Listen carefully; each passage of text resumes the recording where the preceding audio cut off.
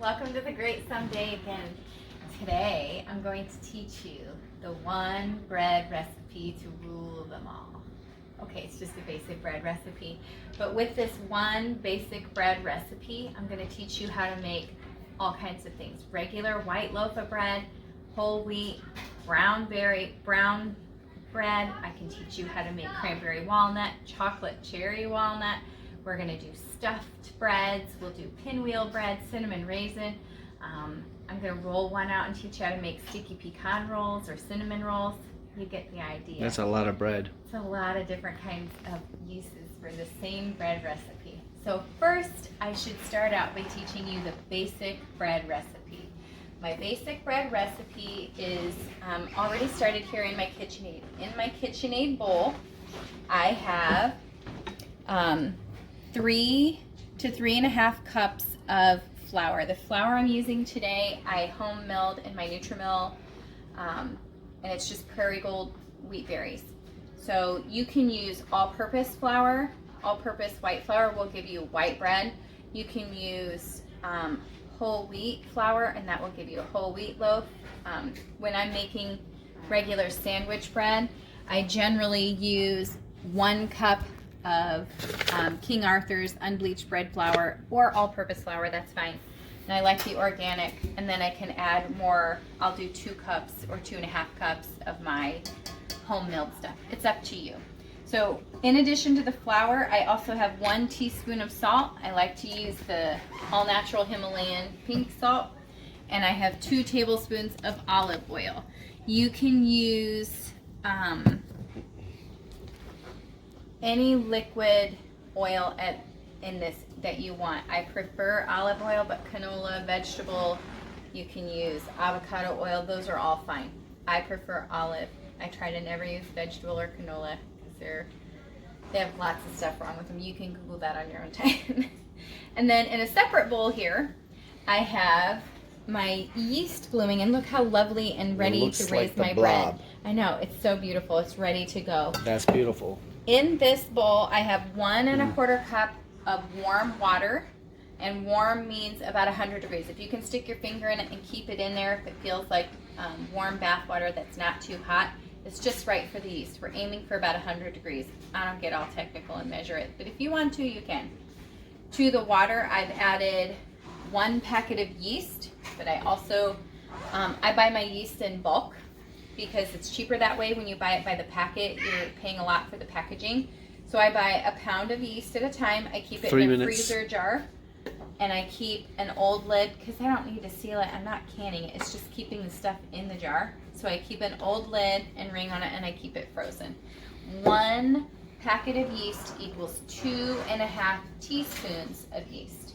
So to my water, I have 2.5 teaspoons of yeast and 2 tablespoons of sugar. In this batch, I just use plain white sugar. You can change the sugar out. For my brown bread, I use blackstrap molasses. I always get the unsulfured kind, and that's what I use in my brown bread. I use sorghum, I've used honey, I've used maple syrup. Any of those are fine, but my favorite is honey. I just happen to be out right now. So the old standby of sugar is fine. You stir all that together, and you wait for your yeast to get all puffy and smell really good. Once you have done that, it's ready to pour into your dry ingredients. Look out, here we go. Make sure you get all that fluff in there. Okay.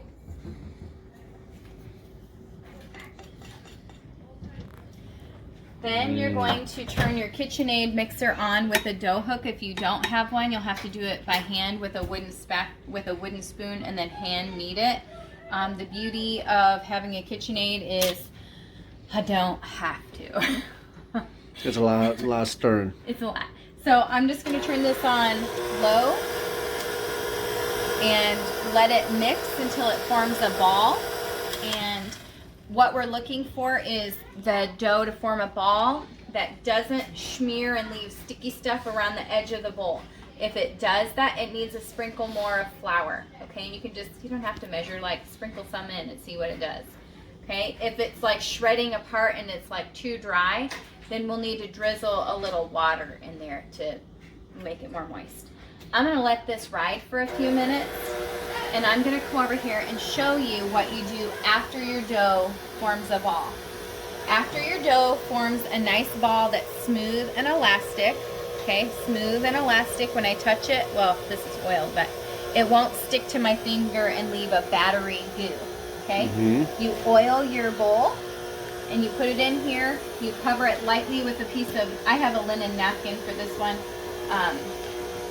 or a nice tea towel. You want a lint-free towel to keep it moist, and you leave it until it's doubled in size. What do you oil your bowl with? I use butter, coconut oil, olive oil, whatever kind of oil that you have around.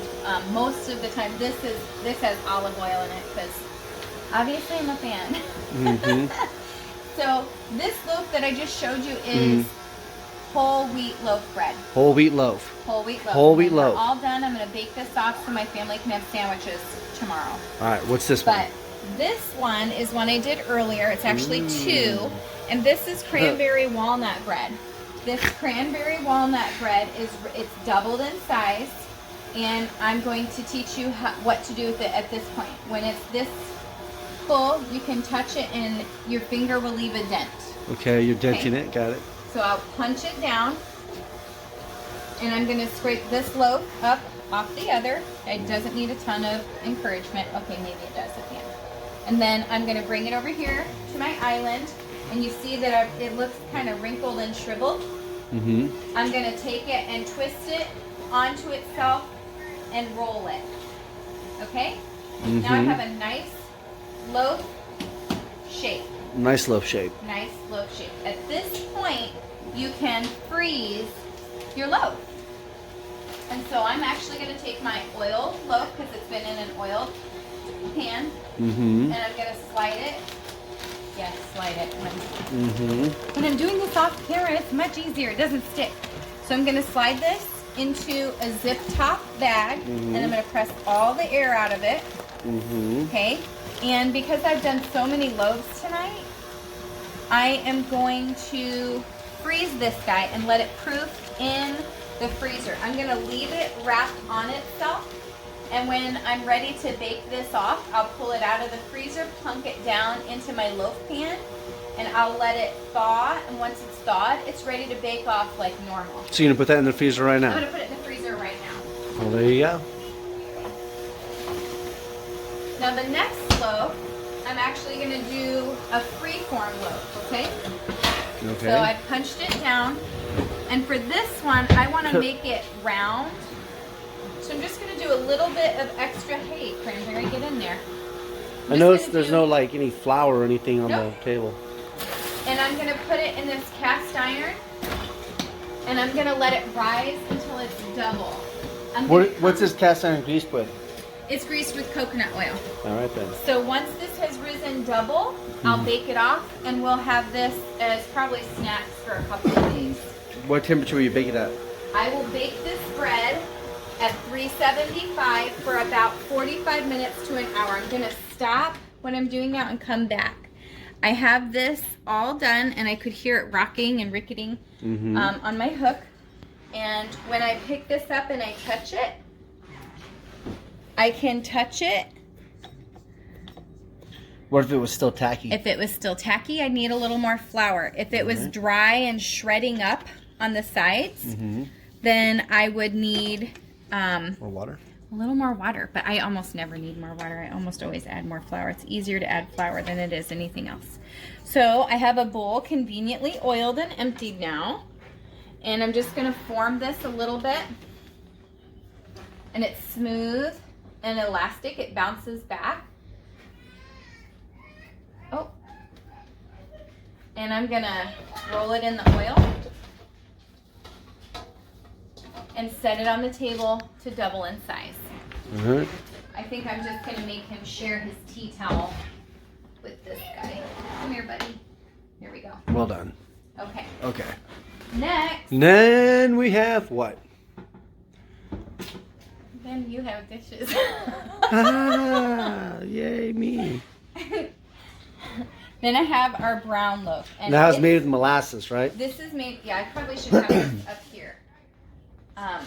the blackstrap molasses, this is just brown bread. It has just a little more, a richer and... 10 minutes. Yeah. So I like this flavor better for my sweet breads. So I'm going to punch it down.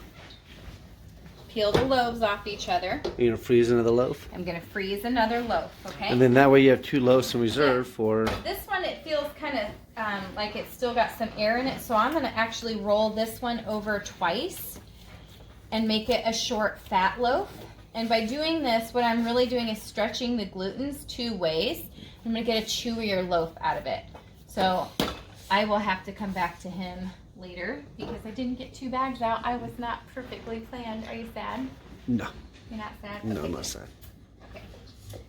We're not going to be able to watch you put it in a bag and put it in the freezer. So imagine that just happened. Woo! Okay. There. All right, sorry. With the next loaf of brown bread, Next loaf. I'm actually going to teach you how to make sticky pecan. These are actually pretty good. So in this In here. Pampered Chef stone dish, There you I go. have greased it with butter. You pull more this way. I've greased it with butter. Mhm. And I have sprinkled in brown sugar, and then I dotted it with butter, and I did my pecans. Mhm. So we'll come back to that in a moment. For now, I have just reached the punch down stage with this dough, and I'm going to stretch it. And if I pull too hard, I'll tear. If I pull too hard, I'll tear the bread. So I just kind of want to coax it and pat it out. Make your into- pull too hard face again. That was funny. Yeah. Sorry. All right. This No, is I'm what not. I'm not happens sorry. when your husband is the cameraman. Perfection. Excellence. That's what happens. So I'm just going to stretch it out into a rectangle. It doesn't have to be too thin or too thick. I guess I'm going for, what is that, Doug? 1/4 inch, 1/2 inch? That's about I don't know, just 3/8 to of the an bread. inch. I'm gonna say 3/8. My 3/8. professional opinion, yeah. 3/8. Just till the bread decides it doesn't really want to move much more, okay? Okay. So I have this, and I have a bowl ready to go with Ooh. half a stick of butter, and I guess I probably, Okay, look at that. with half a stick of butter Mm-hmm. and half a cup of brown sugar. Half a This- stick of butter and half a cup of brown sugar. Yeah, it's not working very well.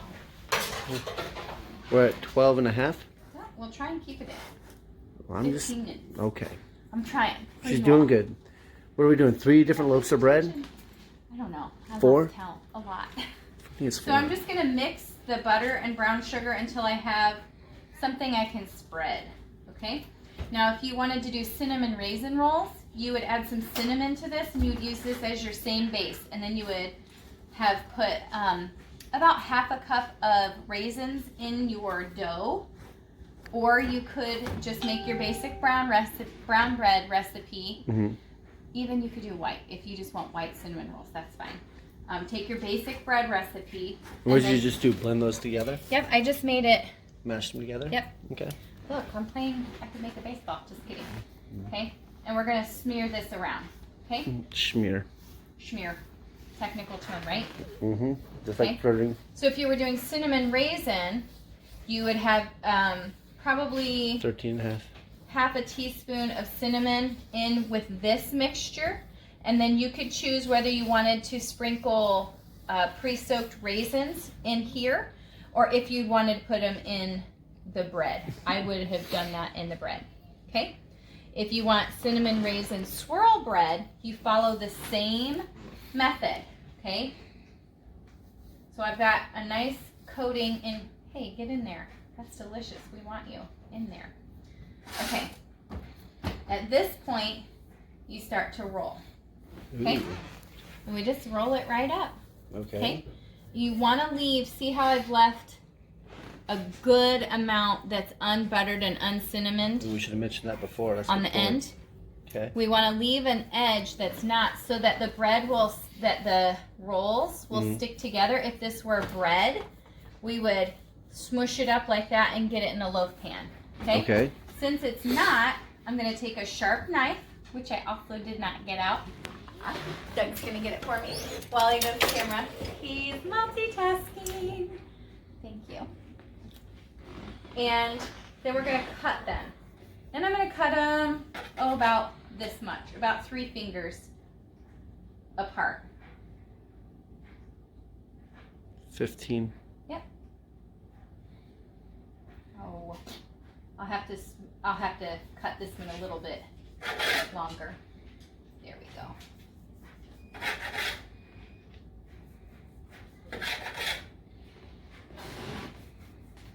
Okay, so now I have a roll, and I'm gonna put this side. Well, this will be the top. Okay, so I guess it doesn't really matter because it's going to be the end. But you'll set those down in your pan. You put one in the middle and make spokes around the outside of that. So I go north, south, east, west. Uh-oh, I'm running into trouble, so I got to do a little scooting. Okay, and I'll scoot and go like that. Does it matter that they're not touching yet? No, I'm going to smush them down a little bit, and then they'll rise and fill in that space. So just like the other bread. What was inside of the bowl here? Pecans and butter? Pecans, butter, and brown sugar. We talked about this. Did we? We did. Okay. So then I'm just going to set these over here and let them rise until double, and I'll bake them off the same as. Wait, how long will it take them to rise? Half an hour. Depends on the temperature in your house and how moist it is. So because I've got my oven on, it won't take nearly as long. So probably half an hour. So this is how you take flour and yeast and water and make your basic red bread recipe, and then change it up to make whatever you want. If you have any questions or any variations you'd like us to talk about in the comments, just let us know. As always, please like and subscribe and comment so we know what you want. We're just trying to help you all learn. So thanks again. Good night from the great someday. All right, rock on. So she baked those breads. Here they are. That's the pecan roll, sticky roll. That is the walnut, cranberry walnut bread, and then there's that brown bread. Those just came out of the oven. Very nice. As soon as they're finished baking, you need to remove them from the pan, or else the bottoms will get soggy. And then you can see that I've softened this crust on this bread by rubbing it with butter. Okay, that's how you don't have a crunchy Looks good, crust. lady. Nice job.